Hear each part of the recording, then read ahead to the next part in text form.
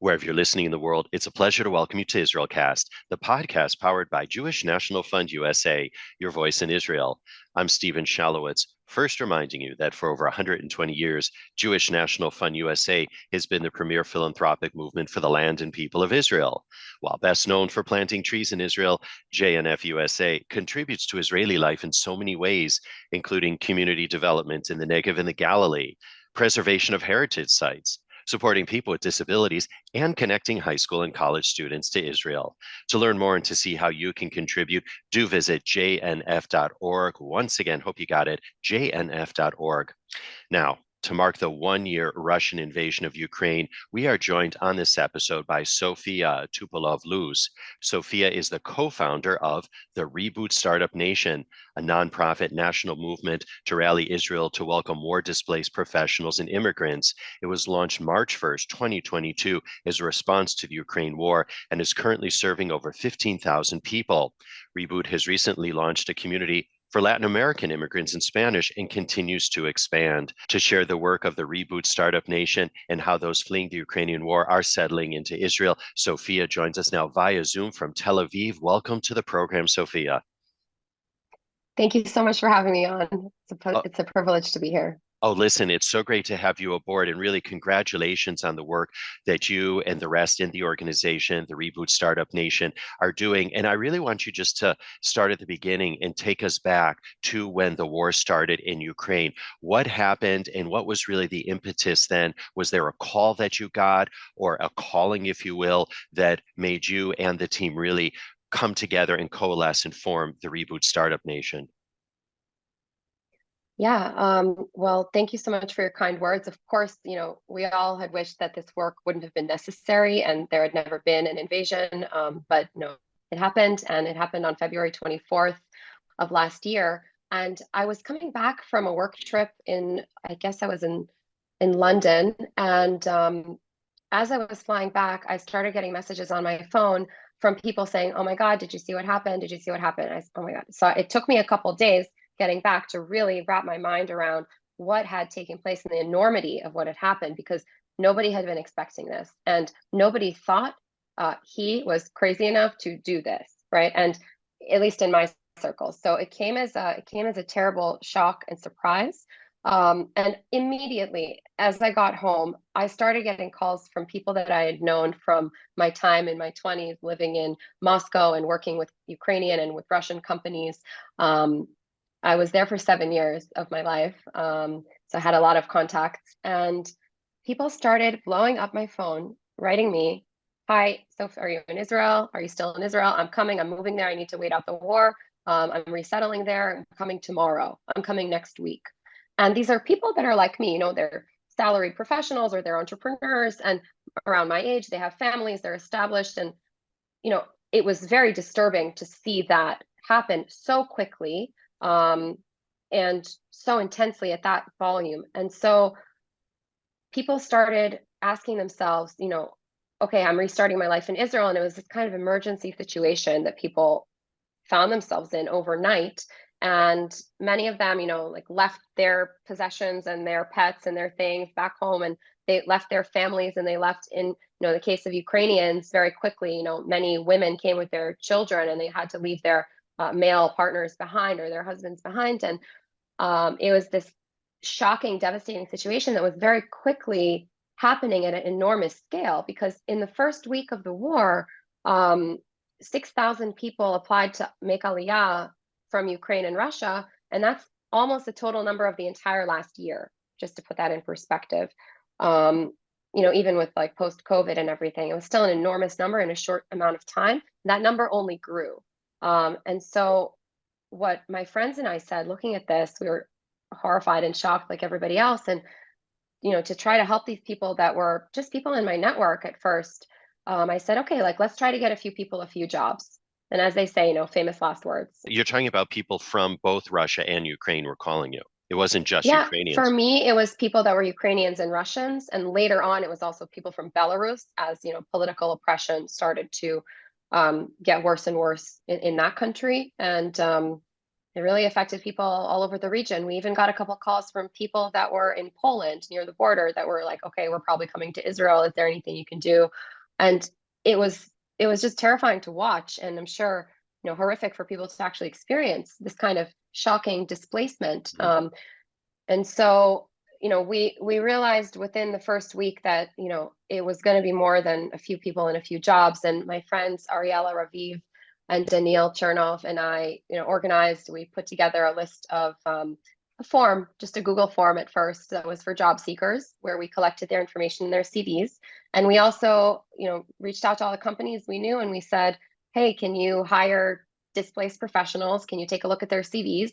And we opened another form for companies and we got almost 300 companies on that list very quickly and 2,000 CVs on the other side.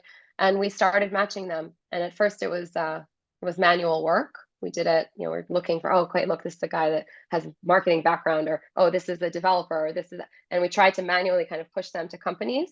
Then we opened up the list to companies that had signed up to support us, after vetting them and giving them a password and everything to that list.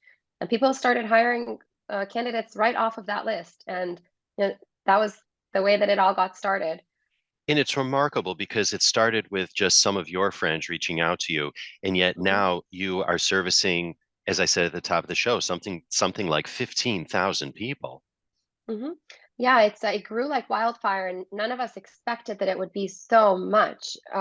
So how Many did people Olim. how did people start finding out about you, or did you publicize the work that you were doing? How did that work? No, we never did any active outreach to really try to push the issue, because once it was out there, it kind of spread like wildfire. And within the space of a few weeks, our Telegram had grown from like 600 people to 2,000, 3,000, and then it suddenly started just blowing up as people, because they were in an emergency situation and looking for, I guess, some kind of anchors here in Israel that they could grasp and feel more secure, that they could find a job or they could restart their life somehow. We were offering information on a daily basis.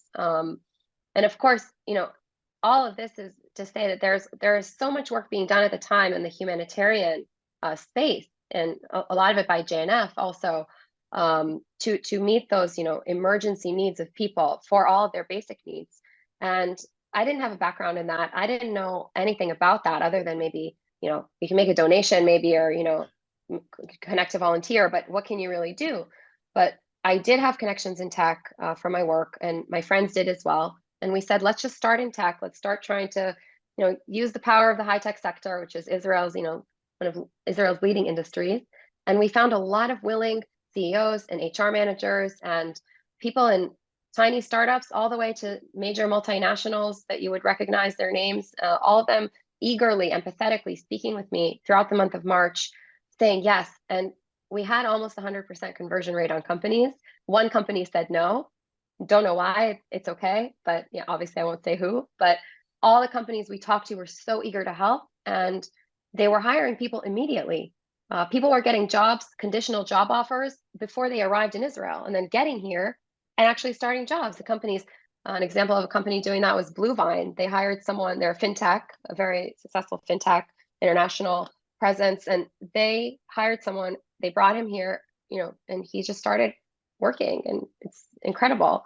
So really the tech sector rallied around this issue and rallied around these people. And it was something that was really incredible to have a front row seat to. And before we talk about actually who is coming, interestingly, as far as I understand, there were a lot of openings to begin with in the tech sector, Yes. right? Yes. So these people weren't taking jobs away from people, they were actually filling jobs. No. According there, the estimates vary, but the estimate that before the current, so-called downturn that's going on right now, there were anywhere between 15 and 20,000 open jobs in high tech, to the level that the Innovation Authority was creating, funding for programs that would help fill those jobs. And at the time we said, wow, this is just a win-win-win. Like, let's get the tech companies talent that they've never seen before and they could have never accessed before. And let's get these people immediately, into jobs that they will make an impact right away to reboot their lives here through the professional lens, right? And in their professions, right? In their professions being the key thing here. And even after the downturn, there are still plenty of open jobs. Companies are still hiring. Of course, there are challenges. It's changed, but it's not black and white, right? Can you talk, Sophia, about who actually has been coming? Is it mostly women, especially from Ukraine, or even from Russia, I guess, but mostly women, women and children, and what are their professional backgrounds? Yeah, absolutely. And So, ages as well, and where are they going in Israel? yes, absolutely. So, according to the official government statistics, there's about 70,000 Olim and Olim in progress, like people that are eligible that are in the system. 60% are working age. That's anywhere between 18 to, I believe, 55 years old, if I'm not mistaken, by Israeli benchmarks. And of course, when you talk about the Ukrainian population of Olim, there's a disproportionate amount of women and children that are here without their partners. Some of the men did manage to get here and arrive. But this is a aliyah that's coming predominantly now, more Russians than Ukrainians, but still significant numbers of both. And there's also people from Belarus, which are often forgotten, but they're also dealing with political oppression in an extreme and savage way back in their home country. And there are much fewer of them, but they're also, suffering and making aliyah as part of what's going on right now with the war in Europe, in the heart of Europe. And then from a professional standpoint, are most of them in the high tech sector, or does it run the gamut really? Yep. So there are statistics on that as well, and we think about officially about 15 to 20% of those Olim are eligible to work in tech, but we think it's much more because we're not only talking about developers, we're talking about the ability of the high tech sector to absorb marketing, sales professionals, people with soft skills, people with language skills, and things that are not necessarily senior DevOps engineers, which are highly technically trained, experienced workers. So I personally think that about 25% of the Olim could reasonably find themselves in the tech sector, and more if you consider all the different training programs and boot camps that have been created by some of our partners that are requalifying people for tech or qualifying them through different training programs in customer success, sales, even the technical, reskilling of people that are IT network specialists in, the post-Soviet space, which doesn't mean anything here, can get additional technical training to go and become, front-end developers at some point. So there's really a big effort going on there. So we see a very, very highly skilled, highly educated, highly motivated population of Olim coming here, willing to make a contribution to Israel through their talents and their unique skills. And so clearly finding a job is one challenge. And I'm sure there's a whole host of other challenges that they're facing: language, settling in, new culture. And what's been your experience in working with them? There is an entire list of things that they suffer from, inability to do things in English, the language barriers that are everywhere, from banking apps to healthcare apps and websites. And, the language barrier is a major problem. And also the fact that there has been a huge failure in the system of Hebrew language learning, and the approach of the government, which is currently, to have people learn Hebrew first and then maybe go to work, where really it should be happening in parallel. And it's really everything for Olim is a challenge. And it's even harder when they're displaced, because like I made Aliyah by choice and I had time to plan and think about it, think it through. It wasn't easy, but it also wasn't that hard because I knew and I had time to prepare. These are people that found themselves making Aliyah in an emergency situation, also under immense psychological stress, which is still, the fallout from that is going to be long ranging, particularly with children that were completely uprooted and are in a completely alien environment to them. And so for them to be able to access basic services is a very, very big challenge. And, this isn't new, but right now, the issue has finally gotten the attention and it deserves, that there have been massive barriers in the banking sector for immigrants unable to access critical services like opening bank accounts, transferring their documented legal money from the proceeds of sales of their cars, sales of their apartments, salaries from abroad, money like that at that scale. And, you get people that are transferring, $26,000 in the sale of their car somewhere back home and being questioned if they're really intending to make the center of their life in Israel.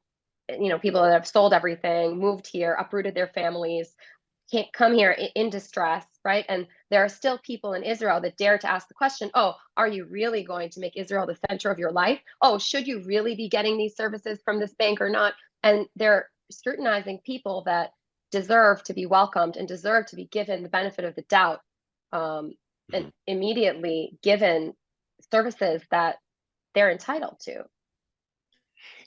And I wanted to ask you about that, though, Sophia, is Yeah. that do you find that most people are saying we are going to stay in Israel, or do you have people saying we want this as a way station because ultimately we want to go back to our home country because that's our language, our culture, we're from there, and that we just want this as a safe haven until this whole thing blows over, hopefully one day very soon? Right. I don't think there are any official statistics or data points on that. I can say from my experience speaking with many of the Olim that we work with, people are intending to make Israel their home, and they are, the proof is in those things that, they're doing, moving your family, selling your apartment, selling your car, bringing your assets here.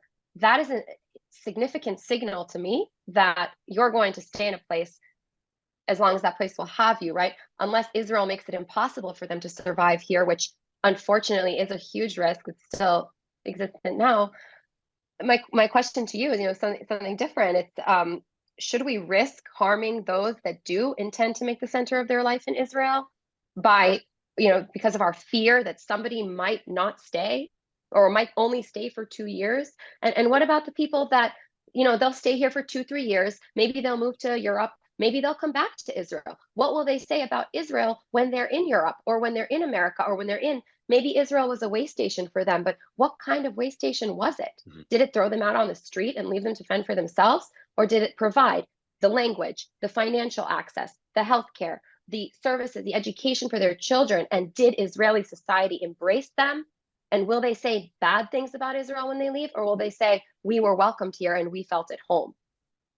Yeah, That's I was just the asking the question in terms of the sentiment of the people, not that Israel shouldn't embrace them, because Israel should embrace them.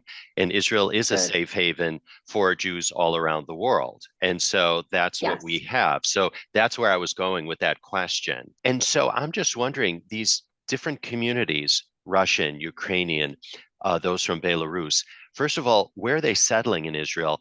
And do they amongst themselves interact? In other words, the Russians and Ukrainians, for example, because clearly those that escaped Russia certainly don't support the regime and don't support this war. And I would imagine, but you're on the ground there and would be in a better position to tell me, I would imagine that they're very much kindred spirits with those that fled Ukraine. Right. Mostly we see a huge amount of empathy and understanding, and also careful communication by Russians that are, that fled because of political oppression, and that are, that are also displaced in a way. And Russians, many of them do, the ones that I speak with and engage with are, they're haunted by the sense of, collective responsibility. And I hear a lot of that pain because, people coming from a country where they don't agree with what's happening, they're moving their lives here because they don't want to pay Russian taxes. I've talked to people that closed their business in Russia, moved it to Israel, saying, I'm not paying Russian taxes. I don't want my money supporting this war. I don't agree with it. But, if you're against the war, you can't stay in Russia. And there's not a lot of places in the world you can go. So, you know, that sense of collective responsibility does exist. Of course, we do see some tense conversations and some painful conversations happening, in different comments and in threads and in the chats and stuff, between people. But, for me also, like, I'm very open. I was born in Russia. I spent, most of my 20s in Russia. I'm a mixed family from Ukraine, Belarus, and from Russia. And so I think a lot of families are also mixed, and it's very, very difficult for many families having, people that also might live in Ukraine and in Russia in the same family. And I think right now, the main focus really needs to be that no matter where you came from, Israel is your home and you're Israeli now, and you need to be a part of Israeli society. And, hopefully people can be respectful and empathetic towards the pain that others have faced. And coexist ultimately as Israelis in Israel. And I think Israel is really unique in that sense, bringing all these different people together from the different countries, that they have to coexist here. It's not really a choice. And you asked where they live. It's mostly Haifa, Jerusalem, Tel Aviv, Netanya. A lot of them choose to settle in the north of the country as well. But they're all over. They're all over. When we did our banking survey, we got reports on people having issues in the banks from 50 cities and towns. So they're really everywhere. They're spread throughout. So going back to the notion that so many of those that have come from Ukraine, Belarus, and Russia are in the high-tech sector, as we know, years ago, when there was an influx of Jews from Russia that were highly educated, tech savvy, we saw the growth of Israel as a startup nation. Are you expecting that bump now as a result of this?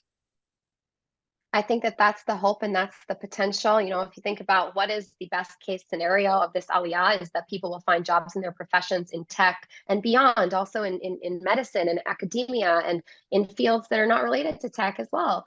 And I think that if we successfully help these people integrate and continue their careers in their professions, the potential is truly unlimited. And the upside for Israel as an economy, as a society, as a community is truly limitless, because we saw what happened to this country after, the previous waves of immigration that you mentioned.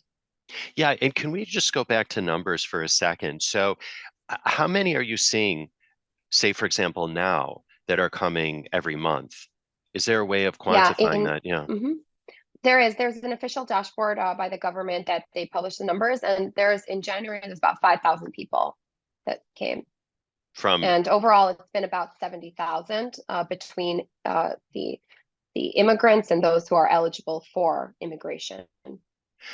So, I mean, clearly it takes a village, and you are part of the village that is the Reboot Startup Nation. Yeah. So, can you just talk about your other co-founders and really how you're operating, and also this collaborative approach that you have in connecting people? And before we carry on, and before you answer that question, really a shout out to you and all the people involved, because again, this was something that you took on. This is not your job, quote unquote, right? I mean, this is really a sideline passion because you wanted to help people.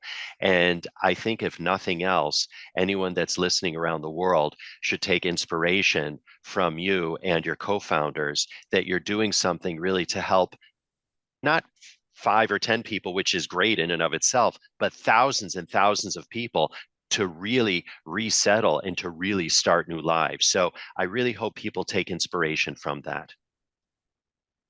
Wow, thank you so much for saying that. It was none of our jobs, but it's definitely all of our responsibility. And also, I really appreciate you shedding light on this and sharing the story and sharing the message, because now you're part of it too, in a way. And I really appreciate that. Count me in, Sophia. Awesome, please. I already have. Okay. Thank you. Uh-oh. Yeah, you're in trouble now. Uh-oh. So it was none of our jobs. All of us had jobs in tech. Daniil Chernov works at Wix. Ariella Raviv is an investor, and basically all of us had some kind of day job at the time when we launched this, and we really dove into it because we were so passionate about it. And Daniil runs our community. He communicates with the chat every day, sharing multiple messages every day with information about different partner programs, events, resources. Oh, there's something's happening, you should know about it, or here we heard about this, you know. And also he does a lot of polling and surveying in the community, and he's incredible for keeping up with the volume of, you know, messages and comments that he gets back every day from our community members with love. And so he's that community facing leader in our team. And Ariella is responsible for all the organizational partnerships and all the incredible collaborations that we have with other NGOs, because she also has a background in philanthropy and in nonprofit work and in social impact.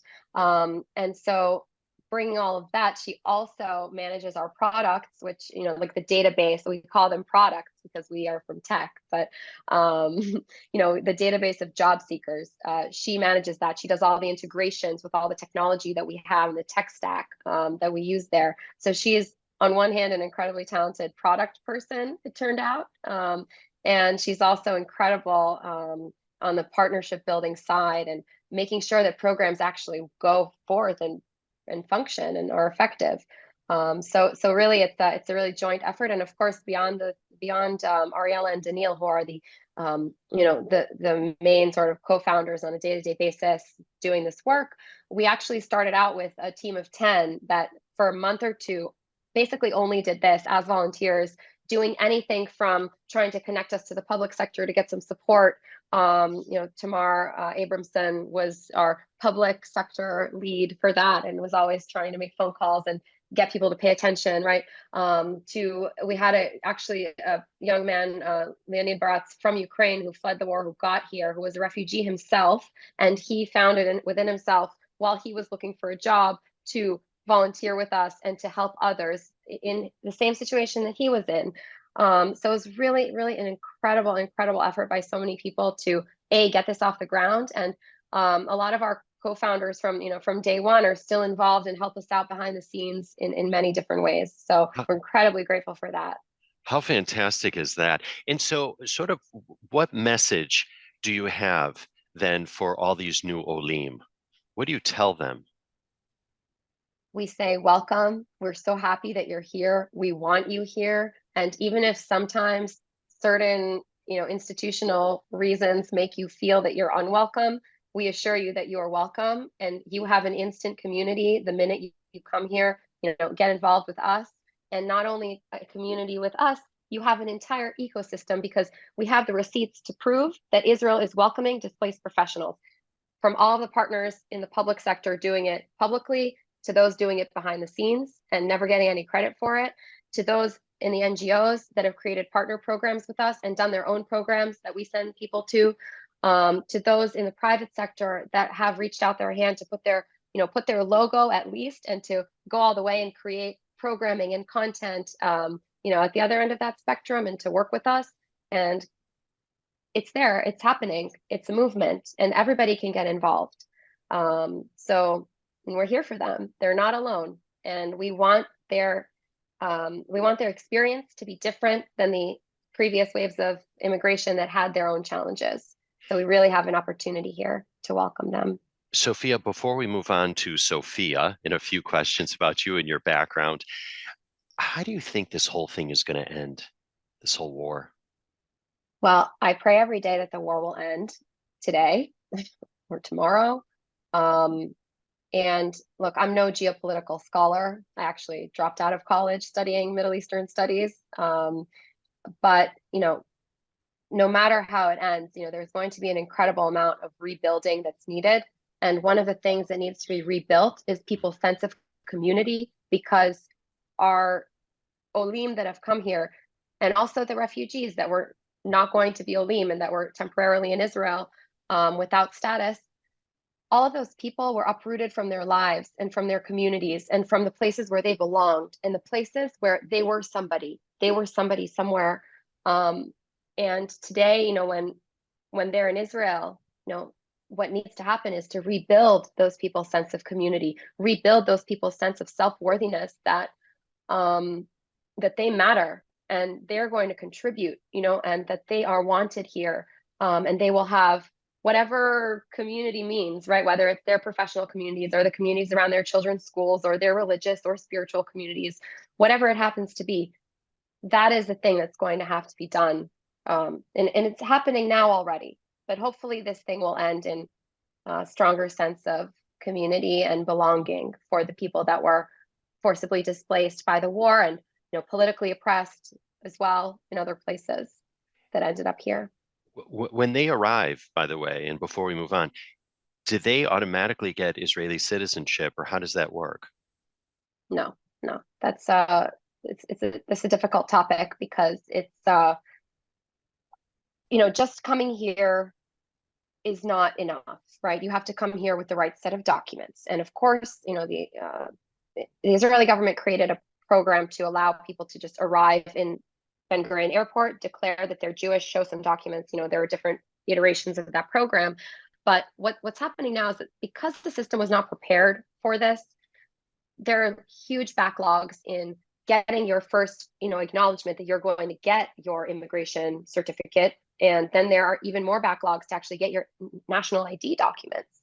And so people are in a state of limbo, often for months, because the way that the system was set up originally. I mean, look, there was a time when it took 8 months to get an appointment at the Moscow Nativ office to get an appointment for an interview, right? And people were waiting months and months. There are still people arriving in Israel today. And, if they got through the system in one of their home countries, great. But they probably made that appointment 8 months ago, and they're only arriving now. And so the system, is understaffed. The public servants that are supposed to be staffing the system are under pressure that they've never had to be under before. And it took time to even get it to some basic level of functioning, but here we are. Sophia, a few minutes ago I said, oh, we want to get on to Sophia, but you are just providing such a wealth of answers that they're precipitating more questions that I have for you before we get on to Sophia. I'm happy to not talk about myself, by the way. Well, listen, That's but we fine won't talk about you for too long, but you do have such an interesting Okay. background that I think our listeners would be interested in hearing about you in your life. But Thank you. is there any retribution for those Russians that are leaving in terms of their families? Wow, that's a very very challenging topic to touch on, but I will touch on it. Russia passed many laws regarding the war, many of them targeting journalists, many of them targeting freedom of speech. I've actually proudly broken multiple Russian laws myself by saying on my Instagram that I'm against the war. Forget about the fact that I'm helping people, maybe helping the brain drain a little bit and getting talent out of Russia. Yeah, I'm doing that too, but I didn't have to do that to break Russian laws. Just by saying that I'm against the war publicly, I've broken Russian laws. And that is something that, that's such a small example, right? But people who come to Israel and, we try to get their stories out and we try to say, okay, let's come show your face on TV, go on a program, go and, go be in a magazine, talk about your story. We have amazing members of the press in Israel that are just like their hearts are bleeding for these people and they want to tell their stories, but they have trouble getting people to talk. We often try to help them to get people to go on the record because people are so afraid of for who they left behind. Going on TV and saying, oh, I'm in Israel now. And well, like they can be in a database somewhere right now. What's happening in Belarus, is that they're basically just rounding up. They have books of people's faces and names of people that attended protests, and they're just rounding them up and just coming to their house. So God forbid, somebody would find out. So I hear a lot from people from Belarus and from Russia, and Ukrainians are also tend to be more discreet also because of who they left behind in this war. People don't want to get out there and tell their story or even say that they have moved to Israel. So It's it a is terrifying a thing. difficult subject indeed. Latin Americans, you're also Yes. helping with that community. And what are their challenges? And can you talk a little bit about that component of your work? Yeah, absolutely. I mean, so we actually, the thing that we built with the Reboot is, I guess it's a model, right? And it's a platform, and it's trying to scale this value of welcoming people to Israel, even though they weren't born here. And so what we actually were able to do somehow miraculously, two people came forward, Dani and Marina, and they said, we want to do what you're doing for the Latin American community, and can we take ownership of this and launch our own communication channel and share the resources? We said, of course.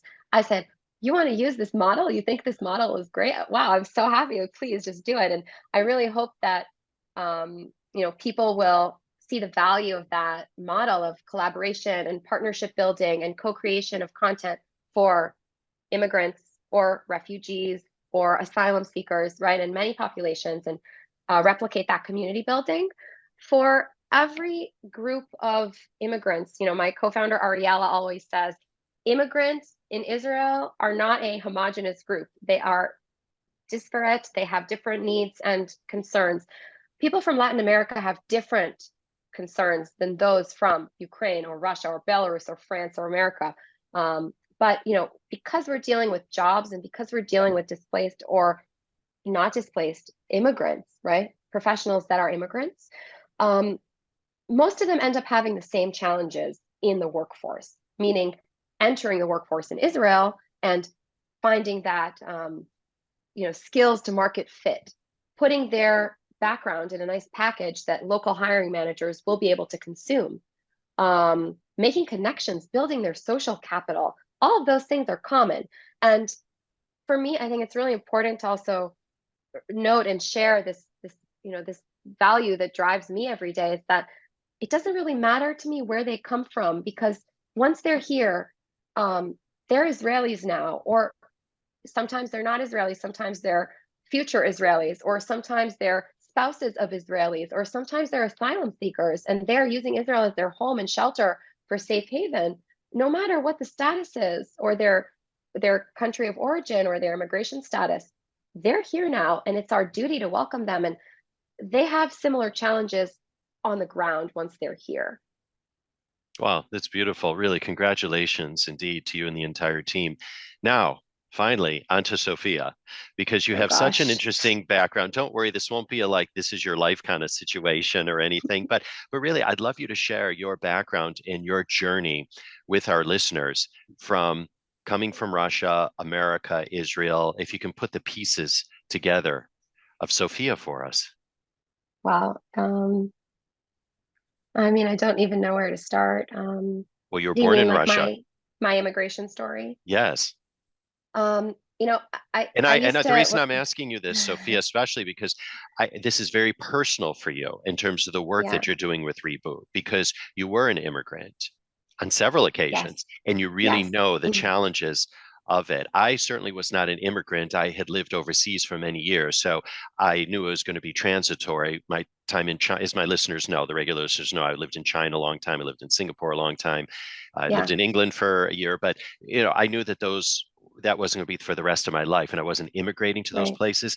But there's a certain sensitivity that one gets when one moves for a significant period of time from one place to the next, that I don't necessarily think other people have if you're just staying in one place. I could be wrong, but I do think that there's a different mindset there. Sure. Right now there's in the world, there's 281, I believe, million people living outside of their country of origin. And that actually includes expats, from what I understand. So you've been an expat, you understand what it means to not be home and to have to create that sense of home.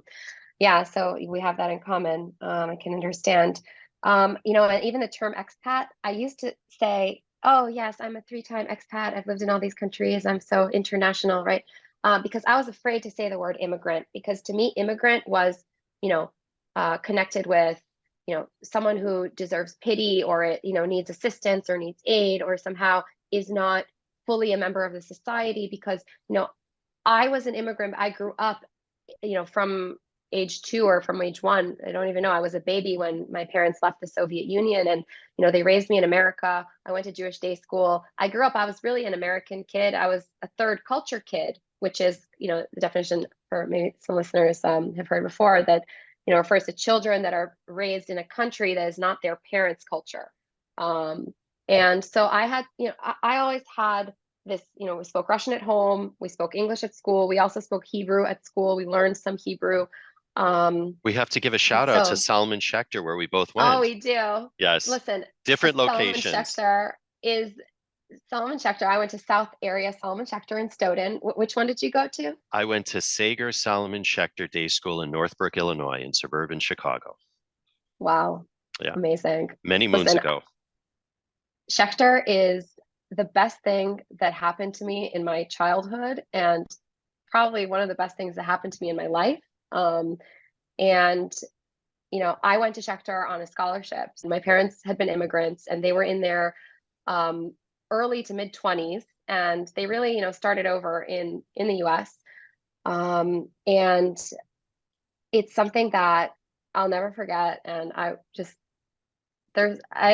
get emotional thinking about it. I had teachers that influenced my life in such profound ways, and Are a you lot of still them in I'm still touch in with touch them? with.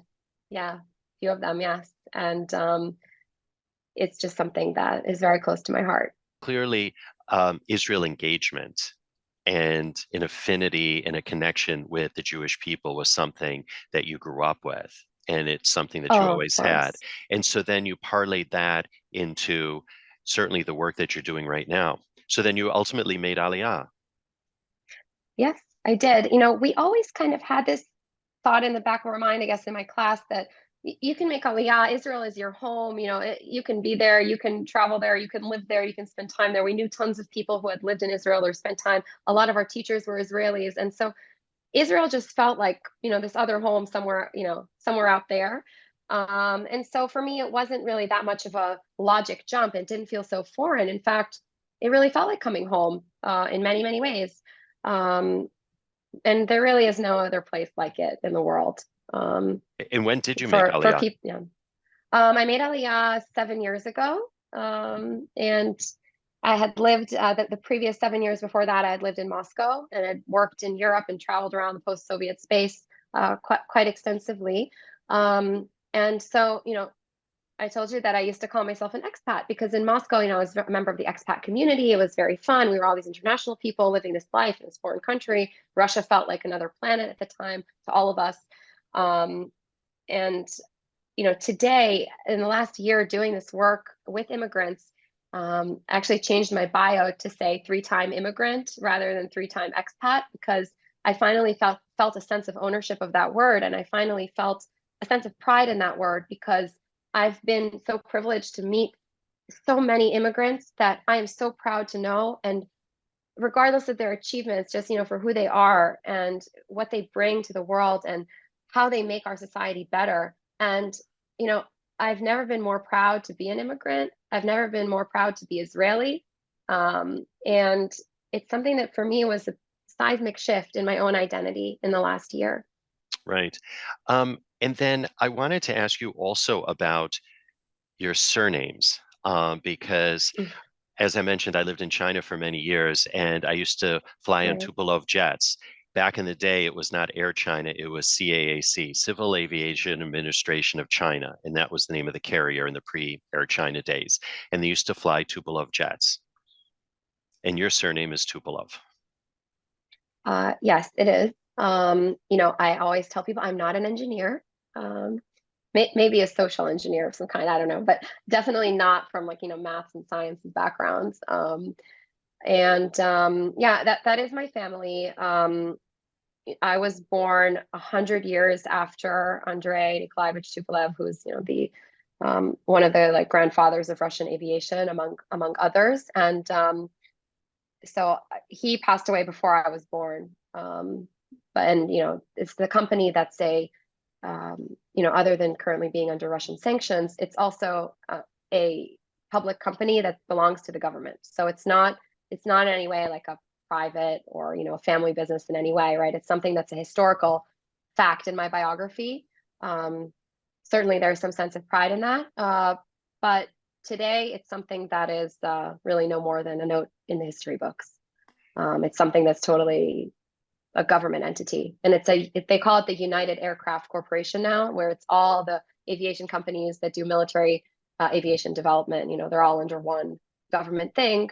Being used for nefarious, terrible, horrific purposes today, and hopefully that will end soon as well. Yeah, I can't imagine what he would think of what's going on today. I can. Well, Go for it. I say that, of course. I say that tongue in cheek, of course. Yeah. Um, so in the last year, there was a monument put up. I call it a propaganda monument in Moscow to Andrei Tupolev as a hero of the Soviet regime or whatever. Um, and I thought it was so cynical. And I felt so nauseous seeing that statue go up because, you know, if he had seen, and any of my family members that are alive today would testify to the same thing, that if he had seen what his, some of his technological innovations were being used for today, he would be rolling over in his grave, and it would have completely infuriated him and been unacceptable.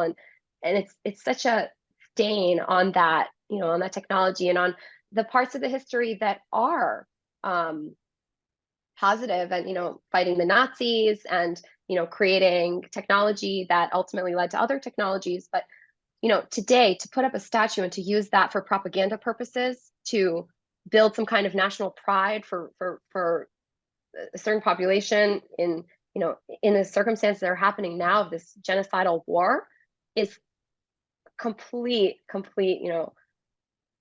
misinterpretation of, the values of that human being. And for me and for everybody in my family, I think is just repulsive. That happened. It was very, so I reject that. And it's, yeah, it's an unfortunate thing. Definitely understandable, Sophia. And Yeah. you have relatives still in Russia, Ukraine? I do have relatives. Some of them managed to come here. My grandparents are not, unfortunately, going to be able to leave their homes because of, their age and their health. I haven't seen my grandparents in several years since before COVID. And now I don't know the next time that I'll be able to go to Russia. But, I have that in common with many people now who, can't really go home. And of course, Ukrainians can't go home and Belarusians can't go home, and maybe Russians can physically go home, but there's no home left there for so many of them due to the way the country has fallen apart. So, right. Well, we wish them yeah. certainly all well. And then, I was looking at your surname and you have Luz, which is light. We like to be optimistic here on the program, but yes, that your let's be the husband, bringers of light. yes, but your husband is not Latin American. He's not of Spanish descent, is he? No, he's not. My husband is Israeli, and we have two beautiful girls together. And his father was in the Israeli Air Force, and at that time, he had to change his surname, which was Leisner, to something that was one syllable. I guess because it's like a call sign when they're on the radio. Don't quote me on that, and I hope he won't be upset if I got it wrong. But I believe he chose that because it was kind of a combination of the letters that were in the surname, so it stuck. And yeah, it's really, I'll take this opportunity, if you don't mind, to, give a huge shout out to Ronnie Luz, my husband, that, for the last year, watched his wife and mother of his children, do this and completely derail whatever career trajectory and do all these things and work crazy hours. And he took on a lot of the, a lot of the tasks at home, and he was also willing to support it, as my partner in that. And he really, really, really was the reason that I was able to do this work, because he picked up a lot of slack, and he is continuing to do that. He's out with the children now, so we can have some silence for this podcast. So thank you to them as well. Well, we want to give Ronnie a shout. That space. We'll give Ronnie a shout out as well.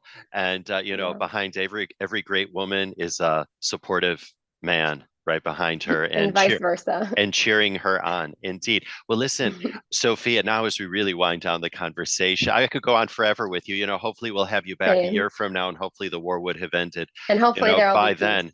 And amen, really, peace and light, peace and loose. But in the meantime, Jewish National Fund USA, I think has launched a whole year-long campaign called Conversations on Zionism, Reclaiming the Narrative. And it's meant to reclaim the beauty, the inclusivity of what Zionism is all about. I've learned absolutely a ton from the conversations. And everyone in earshot can go to youtube.com/Zionism Studios to catch these really important conversations. So with that in mind, I'd love to know what Zionism means to you, Sophia, and what aspect of Zionism you're most proud of. Sure. So I think that, we have to be sensitive to the times that we live in. And if Zionism, I'm a communications person, so I think, what is the meaning of the word, right? It had a certain meaning back in the day, and it's had different meanings as the state of Israel has evolved. But today, for me, the idea of Zionism equals community, and our ability to welcome the stranger, which is a core Jewish value and also a value in many other faiths, from what I know. And for me, Zionism is community. And it's our shared responsibility to build our communities for the shared future that we all will, experience together. Couldn't agree more. Sophia Tupolev-Luz, this has been really such a pleasure. And most of all, it's been inspirational. As I said during our conversation, I really hope people take the inspiration of what you and your team at Reboot have done and carry that inspiration and that can-do spirit into their own lives to say, how can they better Israel, the Jewish people, and their communities at large? So really, we want to thank you for that inspiration and for joining us here on this episode of IsraelCast.